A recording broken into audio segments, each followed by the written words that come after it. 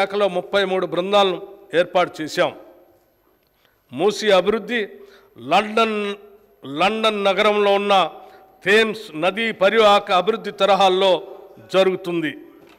ఈ మూసీ నది అభివృద్ధి అత్యంత ప్రతిష్టాత్మకంగా భవిష్యత్తులో దేశంలో అనుసరించదగిన అత్యుత్తమ మోడల్గా జరగాలన్నదే మా ప్రయత్నం జరుగుతుందనేదే మా ప్రగాఢ విశ్వాసం. హైదరాబాద్ నగర పాలక సంస్థ మరియు మెట్రోపాలిటన్ అభివృద్ధి సంస్థ హైదరాబాద్ నగర ప్రాధాన్యత దృష్ట్యా నగరాభివృద్ధికి మరింత పెద్దపీట వేయాలని ప్రభుత్వ ఉద్దేశం. 1 కోటికి పైగా జనాభా గల నగరానికి పౌర సేవలను మరింత సమర్థవంతంగా అందించడంలో GHMC, HMDA, metro water works ప్రధాన పాత్ర నిర్వహిస్తాయి. వాటి సేవలను ప్రజలకు మరింత మెరుగ్గా అందించేందుకు జిహెచ్ఎంసీ పరిధిలో మౌలిక వసతుల కల్పనకు 3065 కోట్ల రూపాయలు, హెచ్ఎండిఏ పరిధిలో మౌలిక వసతుల కల్పనకు 500 కోట్ల రూపాయలు, నగరానికి మంచినీటి మరియు డ్రైనేజ్ వ్యవస్థ మెరుగుపరచడానికి మెట్రో వాటర్ వర్క్స్కి 3385 కోట్ల రూపాయలు ఈ బడ్జెట్లో ప్రతిపాదించాం.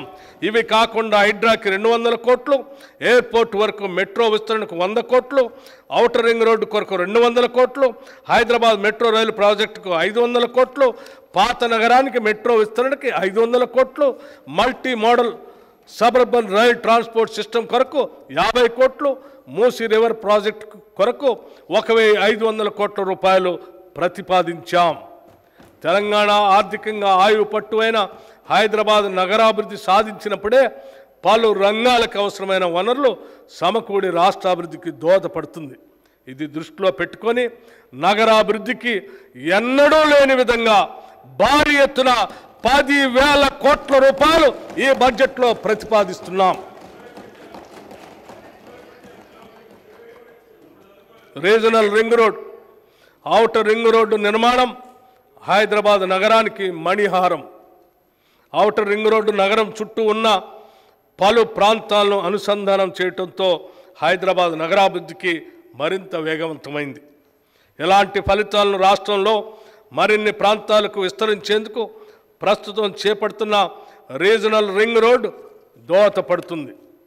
ఉత్తర ప్రాంతంలోని 158.6 కిలోమీటర్ల పొడవున్న సంగారెడ్డి, తూప్రాన్, గజ్వేల్, చౌటప్పల్ రోడ్డును, దక్షిణ ప్రాంతంలోని 189 కిలోమీటర్ల పొడవున్న చౌటప్పల్, షాద్నగర్, సంగారెడ్డి రోడ్డును జాతీయ రహదారులుగా ప్రకటించడానికి వీలుగా అప్గ్రేడ్ చేయాలని మా ప్రభుత్వం ప్రతిపాదిస్తుంది. రీజనల్ రింగ్ రోడ్ హైదరాబాద్ నగర ఉత్తర, దక్షిణ ప్రాంతాలను, తూర్పు, పశ్చిమ ప్రాంతాలను కలుపుతూ జాతీయ రహదారి నెట్వర్క్తో అనుసంధానం చేయబడుతుంది. ఎక్స్ప్రెస్ వే ప్రమాణాలను దృష్టిలో ఉంచుకొని దీని నిర్మాణానికి తగినంత భూమిని సేకరించే ప్రయత్నం జరుగుతుంది. పెరుగుతున్న ట్రాఫిక్ రద్దీకి అనుగుణంగా తొలుత 4 లేన్లతో నిర్మించి దాని 8 లేన్ల సామర్థ్యానికి విస్తరింపచేస్తాం. ఈ ప్రాజెక్టు వల్ల ఓఆర్ఆర్కు మరియు త్రిబుల్-ఆర్కు మధ్య పలు పరిశ్రమలు, వాణిజ్య సేవలు, రవాణా పార్కులు మొదలైనవి అభివృద్ధి చెందుతాయి. ప్రాథమిక అంచనాల ప్రకారం త్రిబుల్-ఆర్ ఉత్తర ప్రాంతం అభివృద్ధికి 13,522 కోట్ల రూపాయలు, దక్షిణ ప్రాంత అభివృద్ధికి 12,980 కోట్ల రూపాయలు ఖర్చు అవుతుంది. దీనికోసం ఈ బడ్జెట్లో 1,525 కోట్ల రూపాయలు ప్రతిపాదిస్తున్నాం. స్త్రీ శిశు సంక్షేమం, బాలికలకు పౌష్టికాహారాన్ని అందించడంతో పాటు విద్యను కూడా అందించాలనే సంకల్పంతో అంగన్వాడీ కేంద్రాలను ప్రీ స్కూల్గా మార్చాలని నిర్ణయించాం. అలాగే అమ్మ ఆదర్శ పాఠశాల కమిటీలను ఏర్పాటు చేసి పాఠశాల నిర్వహణను అప్పగిస్తాం.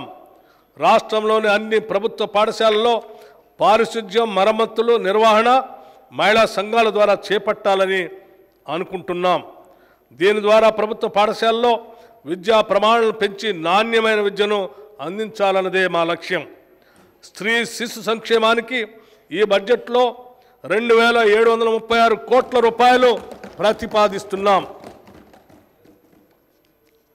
ప్రజాస్వామ్యం అనేది బలవంతులకి మరియు బలహీనులకి సమాన అవకాశాలు కల్పించేది. పూజ్య Bapuji Mahatma Gandhi, I understand democracy as something that gives the week the same chance as the strong అని మహాత్మా గాంధీ గారు చెప్పినట్టుగా నమ్మిన పై సిద్ధాంతాన్ని అనుసరిస్తూ షెడ్యూల్డ్ కులాలు మరియు షెడ్యూల్డ్ తెగల వారికి సమాన అవకాశాలు కల్పించే దిశగా మా ప్రయత్నాలు ఉంటాయి.